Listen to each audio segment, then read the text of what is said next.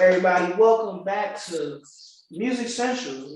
This is not You Not Gonna Like This time. Still part of You Not Gonna Like This Entertainment, of course, but this is Music Central, something a little different.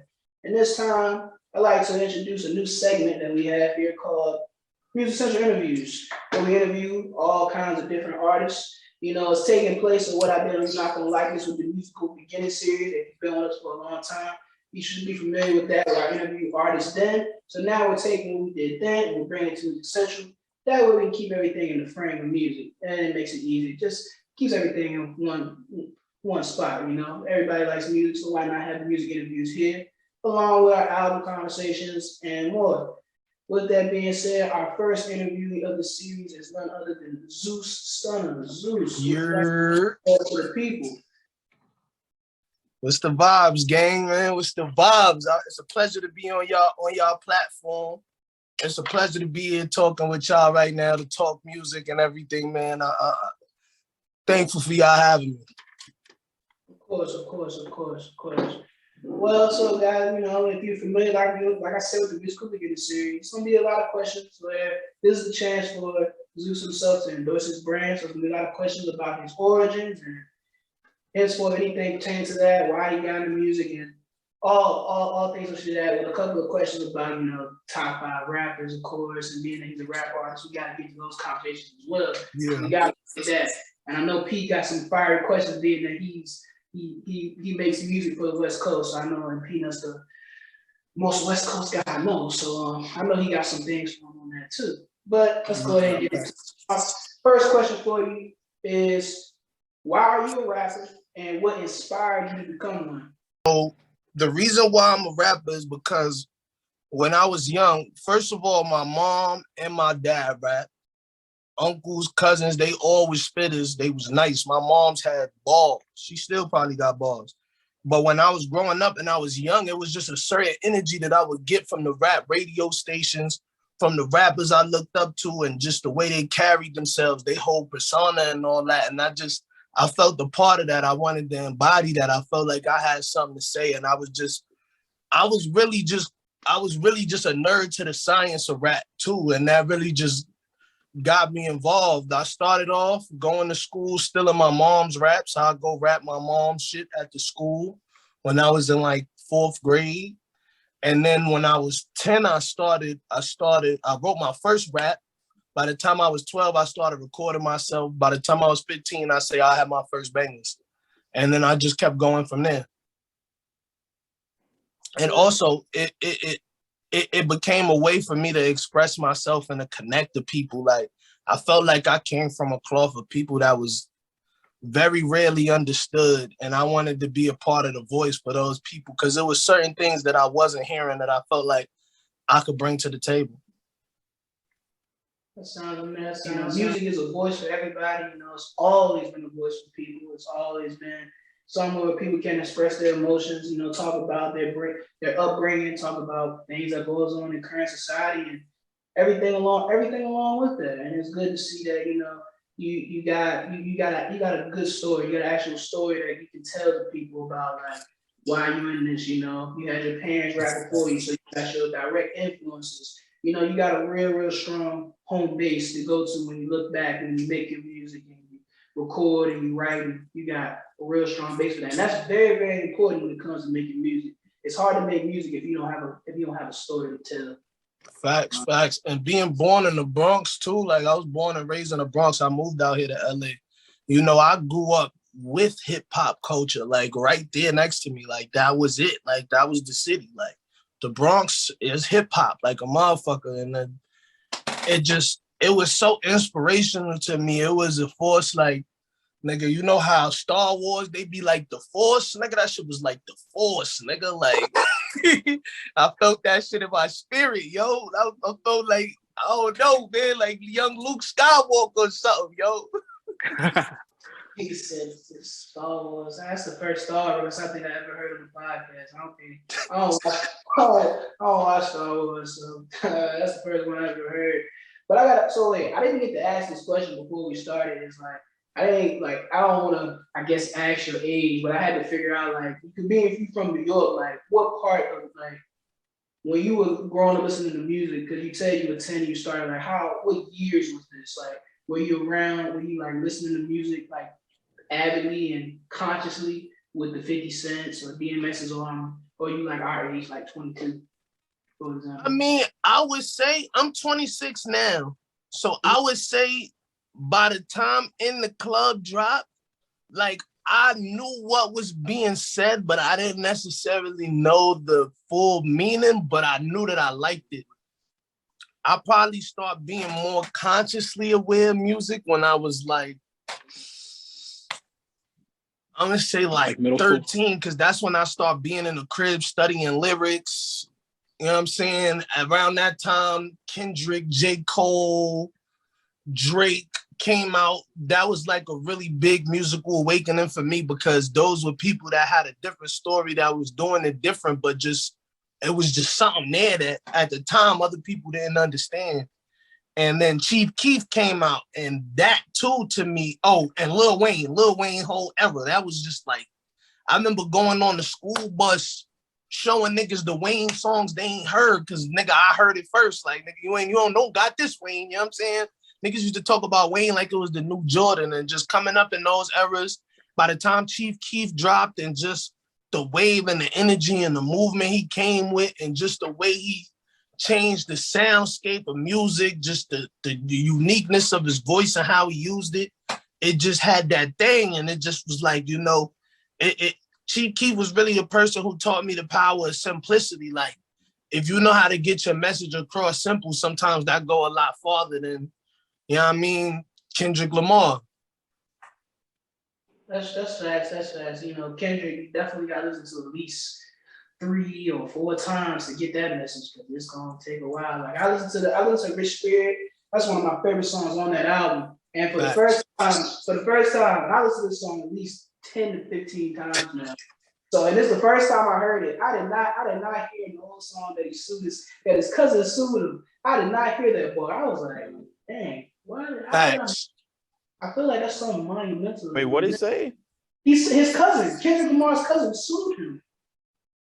Oh yeah, his cousin sued him in the song. It's so much stuff in the Kendrick bars that Kendrick is very much like Wayne in that way, but instead of metaphors, it's the storyline.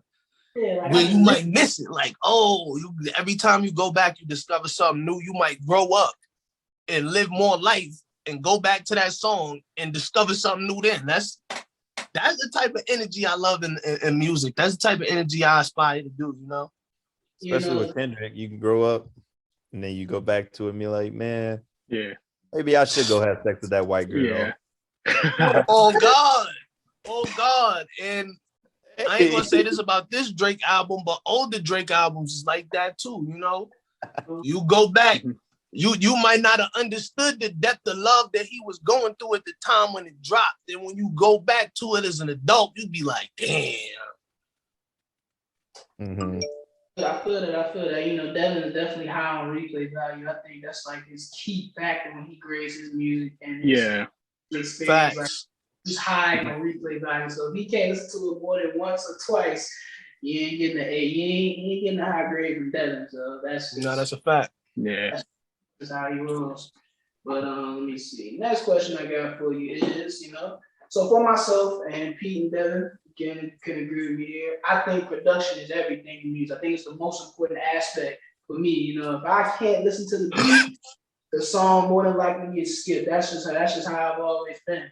So, do you agree or disagree with that mindset? And secondly, what goes into the production of your sound? Agree 10,000%, because at the end of the day, the artist, whether you a singer or a rapper, you're not gonna really be able to get your vision fully across without the proper engineer. Unless you engineer yourself, you got to get the proper mix, you know what I mean?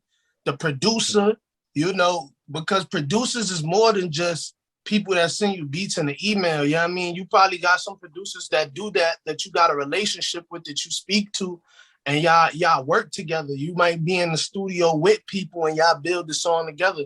So like on my project that's about to drop on Sunday, Escape from New York, I did a lot of that project with Keezy Beats. And me and Keezy really sat in the studio, and I pretty much came in like, yo, like it's a couple joints on there where he just bought them to me, but it's a lot of joints on there where I'm like, yo, I want to rap like this, I want to sound like this, I want to beat like this. But obviously not the same beat, but a beat in that world. You know what I mean? And I feel like we definitely executed that. And to go even further into the second part of the question, on the project, this is one of the projects where I probably spent the most time in. Like I freestyle all my music, but I had met Akon some years back randomly, and I played him one of my songs, and he was like, I need to take more time with it. Drake take a week to make songs, but I took that as, especially with the process for this, when I freestyled this, I sat down and thought every line through before I recorded it. I punched in and everything sounds smooth with the punch-ins, but I sat down and I thought through every line. You know what I mean? I thought about how I wanted to sound. I got the right mix engineer to make sure that my beats is knocking. I got the right mastering engineer. A lot of artists don't take the time to go do all those extra steps to get they sounding to the level of what they inspired by. Or, you got some people like X who came out with the rough sound, but that was really his sound. You know what I mean? For that record. And he even went on to have a way cleaner mixes in the future with the production value. Every beat on my project is custom made, handcraft. Like it really was a lot of thought and time. My story, I feel like, is being told throughout. I consider the project a love story because it's inspired by new love and the excitement of taking love to new heights, and just, the things that come in the way of love, and the distractions that try to put themselves in front of you, and just things that I be going through in LA, and I feel like a lot of people go through where they at too. So it's like, I feel like production is it. If your engineer don't have that vision, if your producers don't come in with that vision, if it don't all come together, you'll hear the difference. You'll hear the lack of that. You know what I mean? Definitely. I feel you 100%. Yeah, that's why I'm so high on production, man. I gotta be able to enjoy it. Like, I love a good story. My favorite rappers are mainly storytelling rappers, but I gotta be able to, listen to the music. I can't listen to the story if I don't enjoy the beat. I have to be able to enjoy it. It's just like it's the number one requirement, and that's it feels good to have somebody agree. Pete, Devin, do y'all agree? Hey, when you hop on a track, do you feel like you elevate the beat? Like, do you feel like you add character to any beat you rap on? Oh, facts. Absolutely. I add character, I add substance, and I add energy. When I come on a track, the energy gets raised. If it's somebody that's like keeping up with me, the energy still gets raised when you come to my part. Like it continues to go. Sometimes though, the energy get raised really high to the point you see a huge difference, but that's okay. Everybody create and they do their own thing, and everybody got their sound. Not everybody want to be the best rapper alive. I do. So yeah, I feel that. Because I think it's 50-50. The beat is 50%, the artist is 50%. Because without the artist, it's kind of just it's just like a beat. It's just a beat. Yeah, because you gotta think about it like this. You can't put Kendrick Lamar and all these talented artists on the whack beat and expect to get the same product. The beat come in too. Like that's why they look for these producers. That's why they tap in with their people and they keep them under the wing, because they need to elevate the track. I remember back when Drake used to change a nigga's whole beat for the remix. Yeah. But would you say if you're an elite rapper or a good artist, would you say you should be able to hop on any beat, or you should be able to make a shit beat? You should have raps to any beat, yes. You shouldn't necessarily make songs to every beat, but you should be able to rap to every beat, yes. Whether it's guitars, whether it's piano, because there's people who make music with rap, and you have people who are rappers. A rapper should be able to spit on anything. You know what I mean? Like Roddy Ricch, you could go play the guitar, and in the back and happy in the suburban, he gonna do that shit. Like, that's it. Yeah. Because I think of Double XL. Those beats that they freestyle on most of the time are trash, but some of them trash. Don't get me started on double XL. Who the fuck picked this little sigh ass beat? Yeah. Yeah, they beats be trash, but I feel like some people be knowing what to do to attack that the right way. Like X said cut the beat and just did a whole ritual, nigga. Like Yeah. but it's iconic and we remember things like that. You know what I'm saying? But for real though, that freshman shit, man, you don't remember Future freestyle on there, but we know Future got it though. You know what I mean? Yeah. That That's shit is like give crazy. or take. I That's don't even that's remember actually J. Cole crazy because freestyle. I don't remember his shit either. I don't even remember J. Cole shit or Kendrick shit like that. I definitely don't remember Yo. them two. Shit, yeah, that's weird, bro. Yeah, that's a good point. Oh, You man, know what I I'm don't saying? And That it's shit ain't crazy. about nothing. At the end of the day, somebody might come on there like, you know who had a memorable freshman cypher? Meek Mill. And you know what I'm saying? When you look at how Meek crafts songs, I wouldn't say Meek is the greatest song crafter as he is a rapper. You know what I mean? You gotta have a balance. Dang, I don't think, being I'm a huge J. Cole fan, I don't think I ever went back to that freestyle. I don't think I ever listened to it. You know, Yeah, What was I that, mean, that was 2010, right? Huh? It's like That 2010. was 2010, right? J. Cole was 09, Kendrick was 2010. I was in the God fourth damn. grade when it was coming out, so I'm like, Yeah, I was a junior in high school. Long time ago, bro. Man, when that came out, yeah, facts. I was in like middle school too. I was not, so I didn't even have the access to. Yeah, it's different, but it's worth going to check back. But if you want to see a real freestyle, go to the TDE BET cipher. That's it. You want to see some? You want to see some wild shit? Go to that. That's the one with Kendrick Bitch Drake, right? That's the one. Yeah, that one. Kendrick That is one. going crazy. Sensitive rapper in their pajama clothes. That one. Ha ha! Jokes on you. Ha. Yo, ha. You see how you remember that though, right? And 20, hey, look, if we talking about one prime in 2012 to 2013, Kendrick was a Kendrick. That's that. You know, I like to say a my team card. If you play 2K, that's a my team card right there. That nigga was scary. Nah, facts. You putting numbers on the board for you. That nigga was scary. Like 2010. Section they needed to pimp a butterfly was a hell of a three-peat. Yeah, Yo, TJ didn't like that one. He was looking scary, bro. What, to pimp a butterfly? No, I wasn't a big fan of it. I didn't like it at first either, but I like it now. Yeah, I had to listen to it like 5 times. It took time for me to like it too, but once I understood it, and plus, I mean, I'm biased because around the time that album dropped is around the time I moved to California. I remember taking the train. I moved out here homeless, so I was just like, I'm making my way. So I went to Compton one day, and I remember just going to Compton randomly to be there. And I remember listening to how much $1 cost from To Pimp a Butterfly, and I was just walking slow to the Dre drums, being in Compton, and it was like a powerful feeling. And I'm like, damn, yo. So that album was hella special to me. I was about to ask you that. So when did you move over there? I moved to LA when I was 19. I'm 26 now. So that was like 2015. Yeah. All right. So that was like, all right. So how did that influence your music? Because I know like around that time, like TDE was hot. YG was going crazy. Nigga, YG had the streets hot when I moved. That's what I'm saying. Like it was polarizing how hot he had the streets when I moved out here. Yeah. Because I'm from New York. He ain't had the streets hot out there. Biggest change that it made for my music, I came out here and I started working with artists that weren't necessarily the tightest rappers, but their song structure was mean. They put their stories together and, you know, they know how to present something to you. Even though they wasn't necessarily the best rappers, they knew how to get their point across better. Yeah. And it was like, it's this mainstream shit. It's some shit with the mainstream where you start working with other genres and you start seeing people that's like, you know what I'm saying? You start seeing how they make music.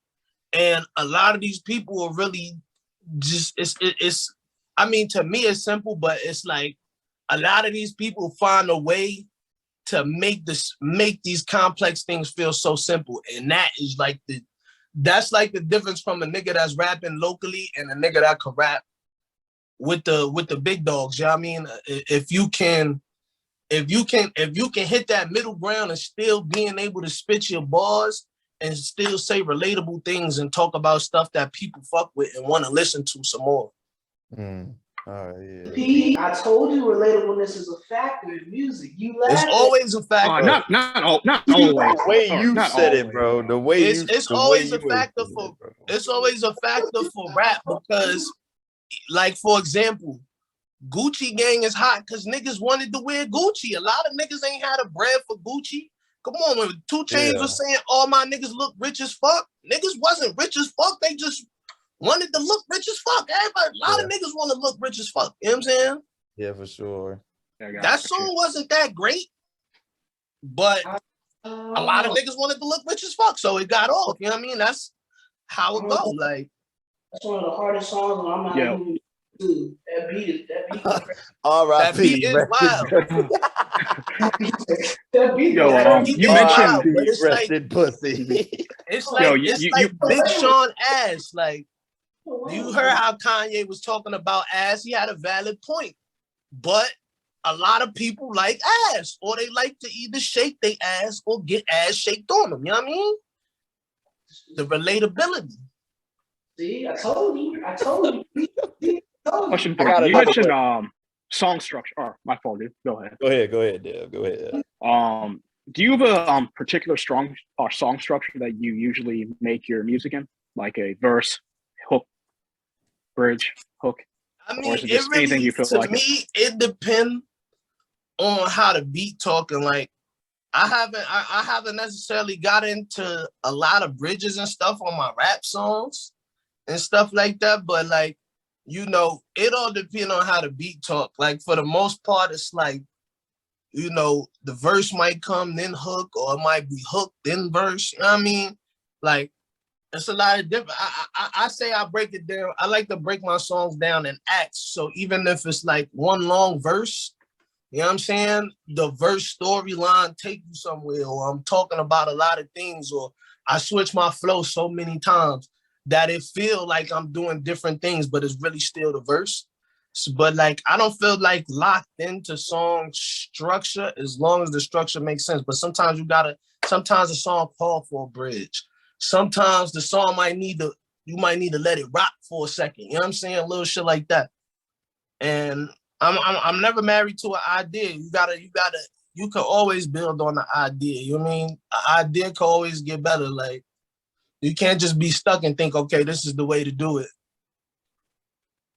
I got you. Wait, okay, so you don't write any of your music? Freestyle everything. So you don't write, so like, did you ever have a point where you wrote anything? Yeah. So I wrote probably up until I was like 16. All right. And I might have went back a little bit, like in between years, like around 17, 18. But that was probably the last point that I was really writing. All right. Do you think you're better? Do you think your music is better like freestyling it, or do you think it does? What made you transition? Get two different things from it. You know what I'm saying? Like, I think it's easier for me to talk to people through music without writing it, because when I write it down, it's like I'm writing a book and I'm telling a story. And sometimes, like, even if I'm just rapping about random shit, and sometimes it be too deep for a lot of listeners. So I like the freestyle to be able to tell those same stories and concepts simpler, because it'd be like I'm talking. You know what I mean? It feels organic, right? Yeah, it's like I'm talking. It's like I'm having a conversation with the listener, like, about what I'm talking about. Like, all my songs got some type of conversation format. Like the song I sent y'all, Drip with the Slimes, I'm talking to my niggas like, yo, we gonna be on. I'm a drip with the team. Like, or I'm talking to the niggas who against us. Like, the first line is, boy, you sleep. You think you could drip with the team? Like, that's a conversation too. And a lot of people, I remember when I was in jail, people used to sing that song and it's got nothing gangster about it. And that be one of the things they used to stop me and be like, you think you could drip with the team? And I'd be like, damn, that's the line that got you. I about one of those lines though. I know it was a line where it said, I think it was running up checks like Michael. I don't think I said it correctly. I don't think I said it right. Yeah. I'm trying to figure And I out feel like I'm Michael running all my checks. yeah, like I'm trying to figure out what Michael are you referring to? Because I'm feeling like you're referring to a Michael, but I can't think of any Michael that fits the bill. It's kind of like a double entendre in a way because it's called Drip of the Slimes. I'm kind of referring to Michael Phelps in the water. If I'm not mistaken, he had a Nike deal too. And then I'm also referring to Michael Jordan, of course, and really Michael Jackson, because them niggas was running all they checks. You know what I'm saying? It really was those three niggas I was thinking about when I said that. Like, I feel like I'm Michael. That's why I didn't say a last name, because I feel like all them niggas. I'm running all my checks. Michael Jackson ran every check. Of course, Michael Jordan ran in the check and got a check from the check. You know what I mean? And that's just some shit that was like, you know what I'm saying? It was like one of them things that mean a few things. I do that a lot. That's all right. That's all right. Everybody a good double entendre. Hey man, like so that's why Jay-Z, because he got them double entendres. I appreciate that, because that's who I look at when I'm like, you know what I'm saying? That's who I'm playing my albums next to be like, all right, my shit, niggas like that, because those are the niggas who I really want to, if I have any competition other than myself, it would be them niggas. That's to me. That's good. You know, you gotta simplify with the competition, right? You gotta always look to others to elevate your game. It's good to have that. You can't just always stick with what's comfortable for you. You know, it's like it's applicable with everything. Like I was about to say earlier, it's like if you don't look to continually grow in anything you do, music, sports, even the podcast, for example, it's gonna phase out. Your music is not gonna stick. People are gonna be like, yeah, this is not it anymore. They're gonna lose interest. It's gonna fall apart. You're not gonna have the same like energy for it like you had previously. But if you continually grow, you bring in new sound, you bring in new lyrics, new bars, you know, different vibes to music.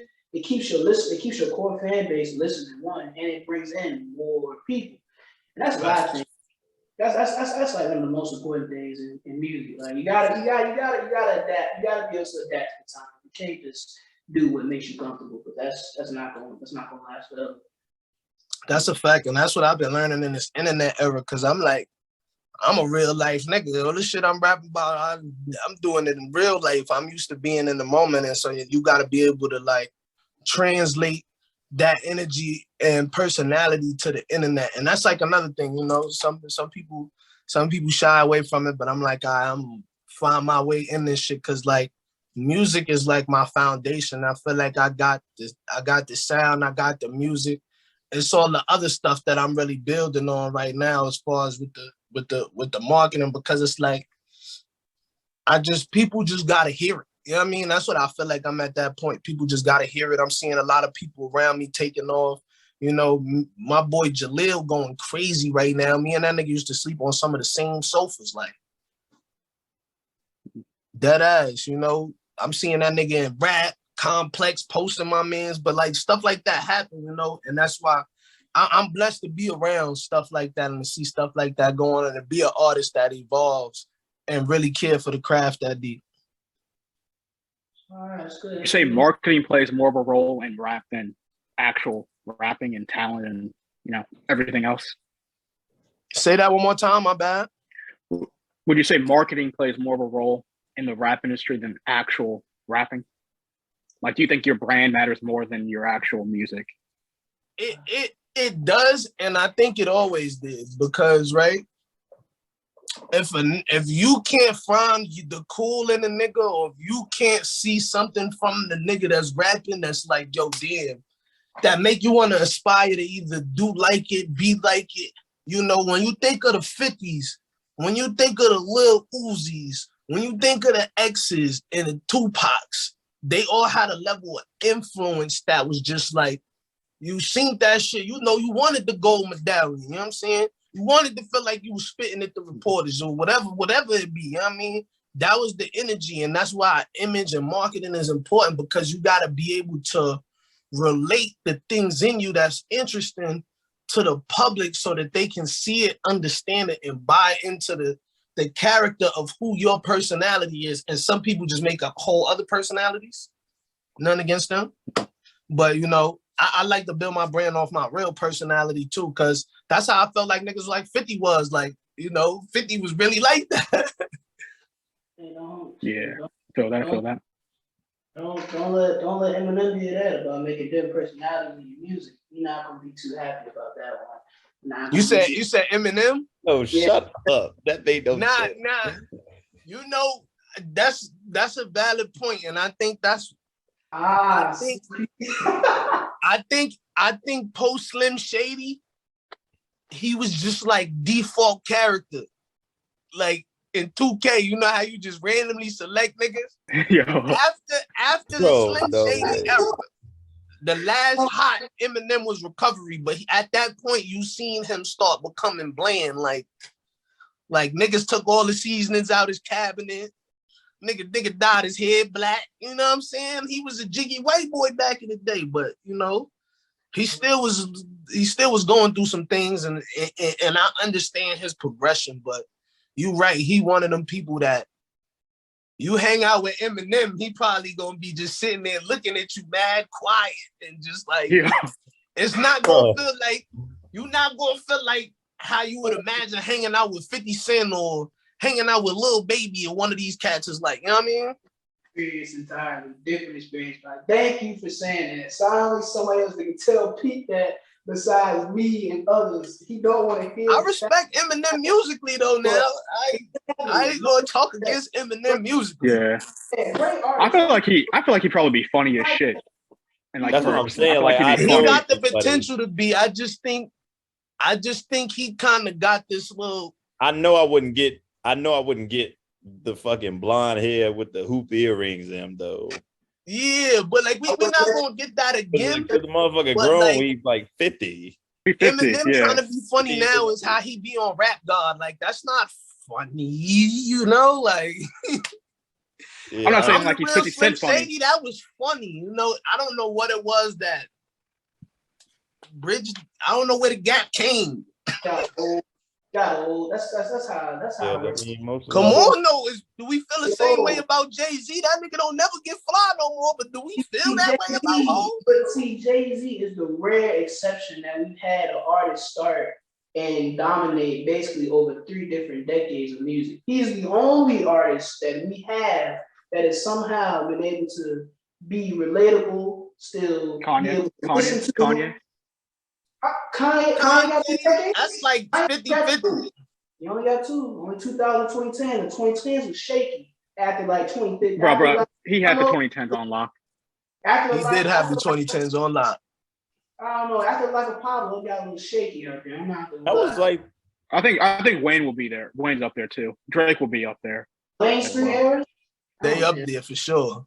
But they all just, even Drake, he found a way to make his corniness cool. Like, how, son? Like, not to me, but to people. Because don't get me wrong, he's still wild corny to me. Like, but he found a way to make his corny cool. Now you got niggas being fake Drake. That makes sense.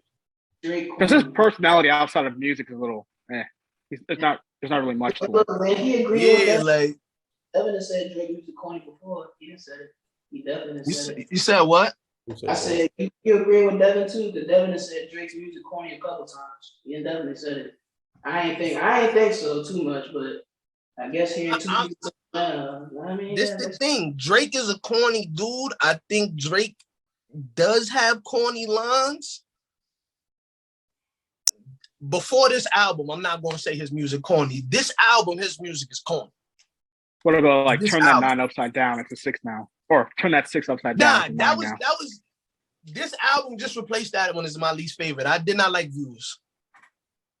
Views bored me, and then it was just too uninspired. Like some of the raps be on there be cool, but like it don't feel the same as when Tuscan Leather and all that come on. When Wu-Tang Forever come on, you know what I'm saying? Highlights, you know, it don't feel the same, man. It was the same, man. I try to tell people that's the best Drake project, but they won't listen to me. Yeah, for real. They listen to me. That Tuscan Leather is that's a song, man. That's a song. Man. That's a song. But That's a song. That's a song. You know it's a song, bro. It's too many. It's so many. You could be naming for days. That's the thing. Drake. That is a song. Drake. This the thing. This the thing that I realized. Drake being from so many different backgrounds, such a diversity of backgrounds and cultures, he understands how to relate to different people in different places that normally would be far from each other. You get what I mean? But he like the middle ground to all of that. That's how he get off. Yeah, definitely. You know, I just want to just give them to say a little bit more praise so we move on. You know, man, that worst behavior, all me, the first thing. Oh man, the whole take care, man. I think I got nothing was the same with take care. That's just me. Other people don't agree with that. They got take care of the same. Yeah, I didn't like take care too much. It do this for me. Because it's the manifestation of take care. That whole album he manifesting and then it happens. That's what's so powerful. A lot of the stuff he rapping about, he didn't do yet. So it wasn't just like this rich guy rapping about his riches. It was like, you know, he was talking about the riches that would come and they came. So that's like the thing, but nothing was the same. Definitely is just like the undeniable. This is Drake's classic album right here. This is his #1 album. It's got Pound Cake on it. That's all I need to say right now. Pound Cake. It's so many records on Nothing Was the Same. That's just like even Shot for Me. Wait, no, that was Take Care, right? No, that was Take Care. My bad. That was Take Care. Take Care. That's his R&B golden child right there, I think. Yeah. Hey, that's one. Marvin's Room. See, that was the R&B classic. I'm on one was in the streets at that time. That's one vinyl I gotta get my hands on. I gotta get that. Nothing Was the Same vinyl. I gotta have that one. That's one I gotta have. But I don't know how y'all feel about Future, but I dare y'all to go check some of that back catalog because Future not playing neither for real. His catalog to me is solid, but you gotta count the mixtapes too to really understand the solidness of Future catalog. No, I don't even know what Future. He has like 30 mixtapes, don't he? Yeah, but it's a certain run of mixtapes that really will let you know, like, but it's deeper than just like Dirty Sprite 2 and Monster. I'm talking about Streets Calling, Astronaut Status, Dirty Sprite 1, Pluto. You know what I'm saying? Honest even had his moments because when you think about the song Move That Dope, it still ain't another song like that to this day. To this day, it still ain't another song like that. And a lot of people try to discredit Future for his sound being simple, but a lot of people still couldn't emulate what Move That Dope felt like. And even the way he flowed on that up to DS2 and just all the other shit. Cause I'm gonna keep it real. I Never Liked You is like, that's like, damn, I said Kendrick and Pusha T, but that's like right there for me too. Like, it's just too hard for me because that album just felt so good. Like, it just was an enjoyable listen. You know what I mean? Like, Then Wait For You come on and this is adult Future? Oh, shit. You know what I'm saying? Two-step the Future now. Like, Future one of them ones, man. Even his shit with Drake, he walked on Drake that whole album. The whole album, when Drake was the hottest nigga at the time. That was when, if you're reading this, It's Too Late came out right before that. He walked on Drake that whole album. Yeah. Then he did it to Thug. Then he did it to many others after. No, Future definitely like that. He's definitely, I don't, if we had to create a 2010s Mount Rushmore, Future would definitely be on the list, no doubt. He supposed to go up there, even if it's the mid-10s. Even they got to do a different one for the mid-10s or something, because Future belong there. Yeah. Future belong there for sure. Like, I ain't gonna all the way say Thug. I ain't gonna all the way say Thug. I fuck with Thug too, but Future is just one of them ones to me.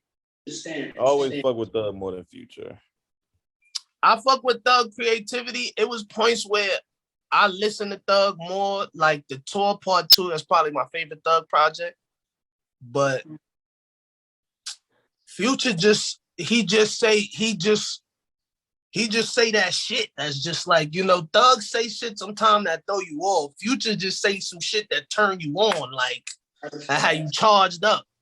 Thug got a lot of questionable bars. A lot of questionable bars.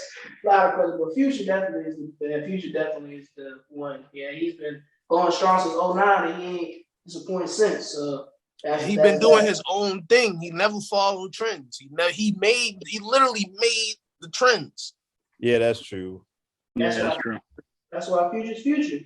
But my next question for you, man, is how did you settle in on the name Zeus Stunna? So Zeus Stunna is a combination of the names. Like in New York, in my hood, they call me Stunner. Like I used to just stunt and do different things. Like everybody want to go get the same Jordans. I go buy the Jordans and go get them customized to some whole other shit. Jordan stole a colorway from me when I was 17. I'm jacking the sport blue 3s. I made those on the military blue 4s. Proof and all that, receipts. But anyway, in New York, they call me Stunner. So, you know, that just always been what niggas called me for years. It just made sense. When I moved to LA, I started getting around a more artsy crowd because I'm from the streets. I'm from the Bronx. I'm from the hood. But when I moved out here, I started getting around artsy people, professional people, just the fashion crowd. People began to appreciate my fashion more and things of that nature. So I started being around a different crowd. And my mentor at the time, he was like, yo, you can't be running around telling niggas your name's Stunner. They gonna look at you sideways. He was like, you Zeus. And usually I don't just take names. But when he said, yo, you Zeus, something about it just rained on my spirit. And then I had this moment one day in Leimert Park where some lady was like, son, you not no human, you a god. You need to carry your head like a god. You need to carry yourself as a god. And I was like, damn, this was right after he was like, yo, you Zeus.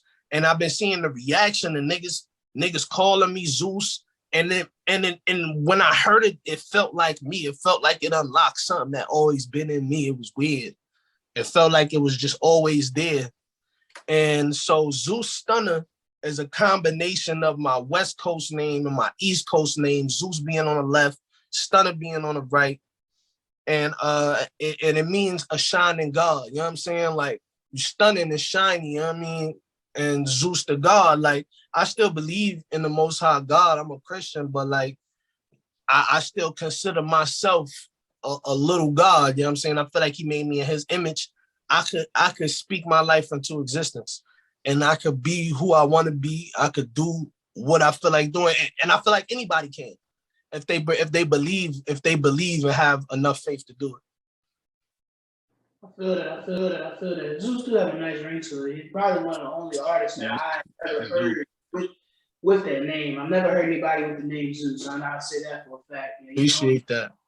That was another thing. It just had that ring. Nobody had it. I come up on Google. I'm like, I bet. Gotta search it on Google. That's hey, I'm not mad at you, man. You gotta search it on Google because look, you search something on Google, somebody already got the name. You'd be surprised. There's a lot of names that people already got out here. You think, oh yeah, I got the name. You put it on Google. Somebody on World Star Hip Hop already beat me to it. Yeah, that name was just meant for me. It found me. That's all right. That's a good story. That's pretty cool. That's a pretty cool story. I like it. Devin, Pete, got any questions that y'all like to ask at this point? We'll go to the next one. Are you familiar with the battle rap scene over there in LA?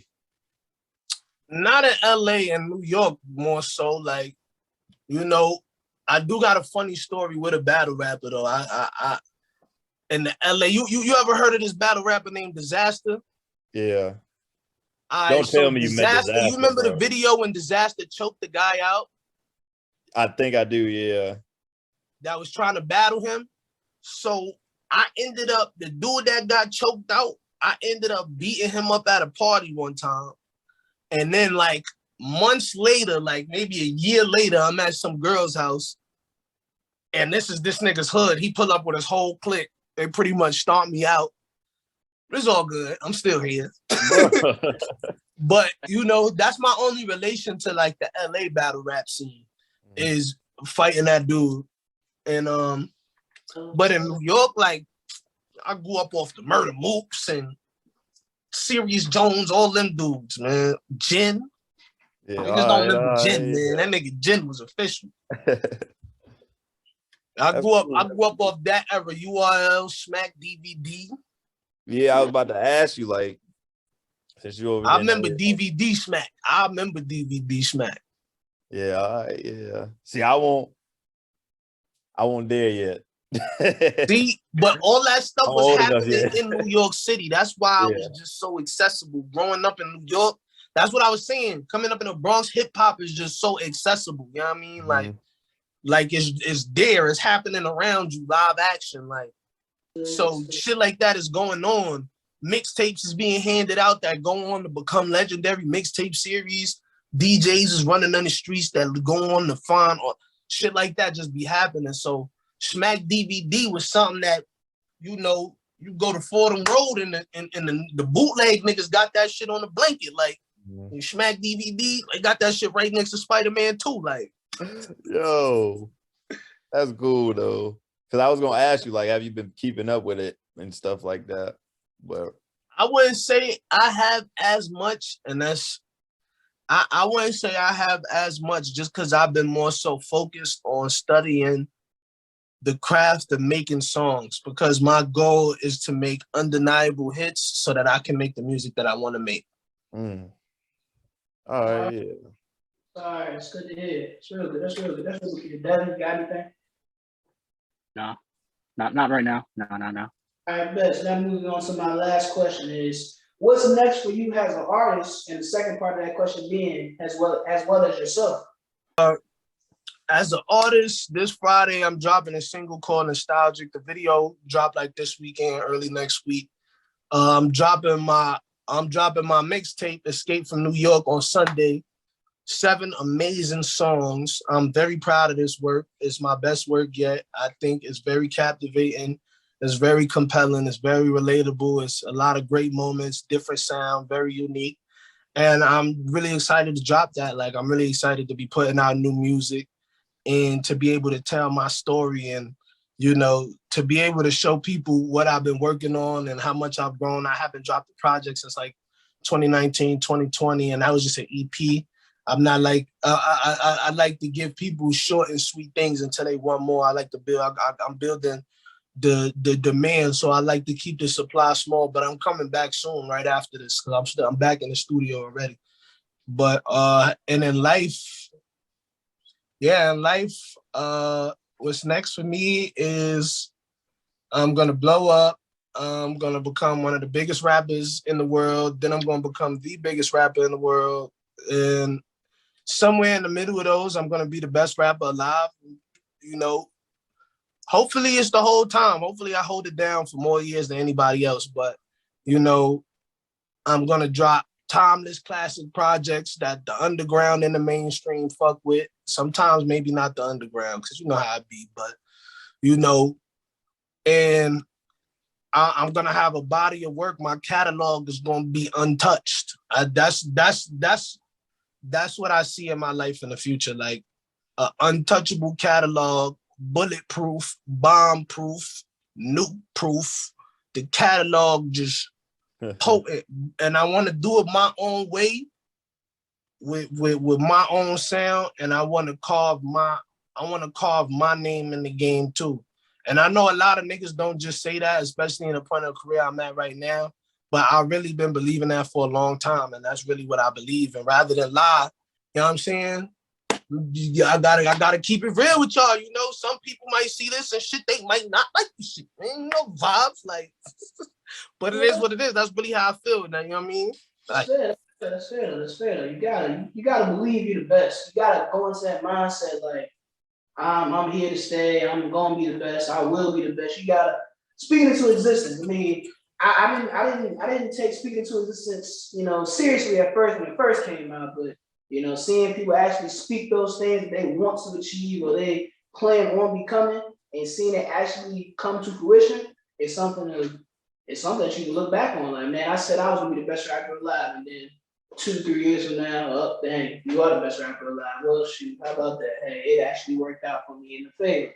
Those things you like to see. You like to be part of it. You know, when I interviewed a photographer for episode 45, you know, sometimes the best advice he gave to other people was like, you have to look back on the work that you have did and where you have came from to understand your growth as a professional in your craft. Because when you're in the process of it, you tend to feel like you're not really progressing, you're not really getting better because you're in the grind.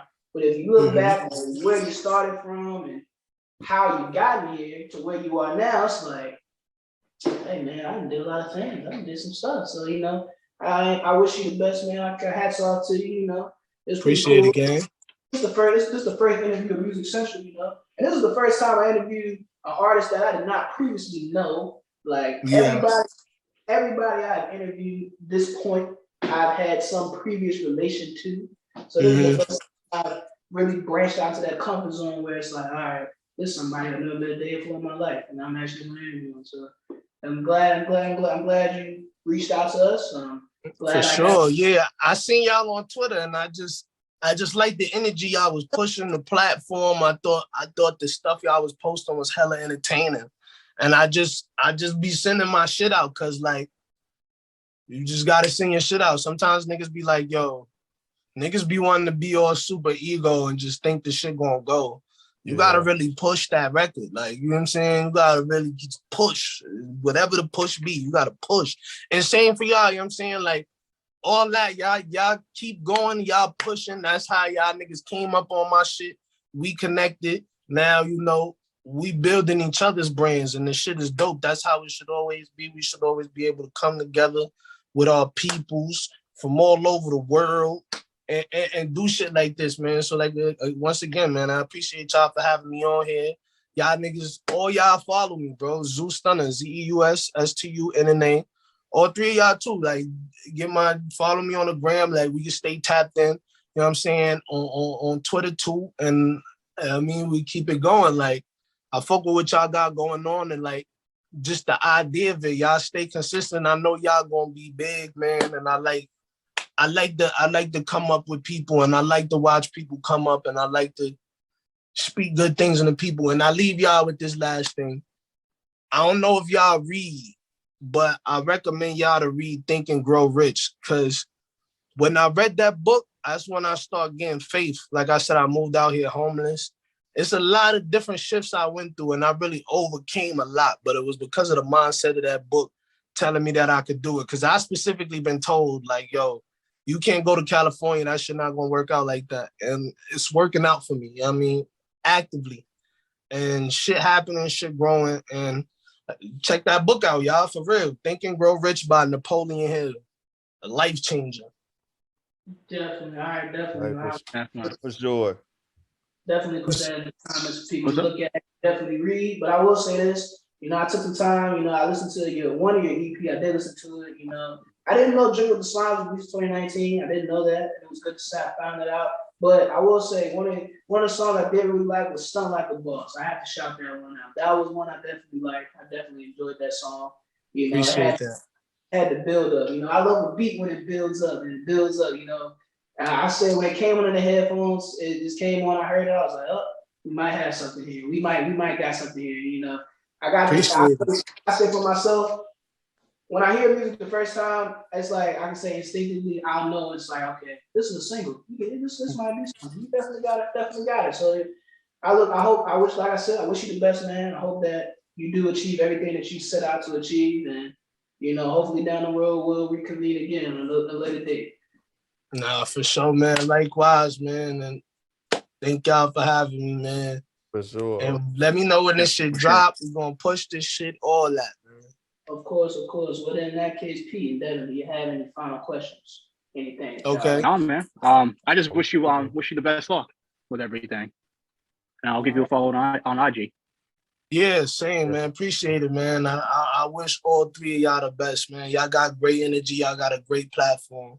I can't wait to watch y'all build. I'm a fan now. I'm saying that. I'm a fan. Appreciate you. Well, that wraps up our first official interview of Music Central. Sure. You know, shout out to Zeus for coming on. You know, again, this is your chance, man. You know, Zeus just reached out to us through Twitter. I'm shocked that he found us through Twitter. Twitter is not something I am extremely active on when it comes to podcasts. But knowing that somebody has actually found it, it will inspire me to get more active on Twitter so more people can find it. But if you are a new artist, upcoming artist, please send your music in. Again, if I like it, if I love it, I'm definitely gonna shout you out. I'm definitely gonna bring you on. That's just the criteria. I mean, some people don't like that criteria, but it's hard for it's. I don't believe in going up there and not liking a song and then bringing somebody on and trying to fake it. It's not fair to the artist. It's not fair to me as well because I'm trying to believe something that I don't believe in myself. So that's just my thing. But again, just send it in. And with him coming on, it inspired me to create a new playlist for Music Central. With that being said, the new playlist that we're going to create is called the Music Central Artist Spotlight playlist. And this playlist is going to be dedicated to artists that are upcoming. We do have our 2022 rap and our yearly playlist for the biggest hits in the world, of course. But for the Artist Spotlight playlist, we're going to get any artist that interviews here, some of their best work. We're going to put it, no matter the year release, whatever is the best song that we found and we deem that's going to fit on there, we're going to throw it on that playlist, and then we're going to release it and give people a fair chance at getting their music out there, and it'll be like my forever thank you for coming on the show and your forever connection to You Not Gonna Like This. But that's pretty much all I got, man. Stay tuned for Music Central. We up and rising, as Peter's always said. Pete, you gotta say it for me one time, man. Wait, what you talking about? You don't know the phrase? Come on, you can't with the phrase. Oh man, it's Music Central, bitch. That's what you said. Music Central, bitch. It's been so long. No, that's not fair because it's been so long. It's been so long. But you know what the deal is. It's Music Central, bitch. I said on Instagram Live. I can't believe you forgot it. But anyways, that's all I got for y'all today. Again, appreciate y'all for joining us for the interview and see y'all soon.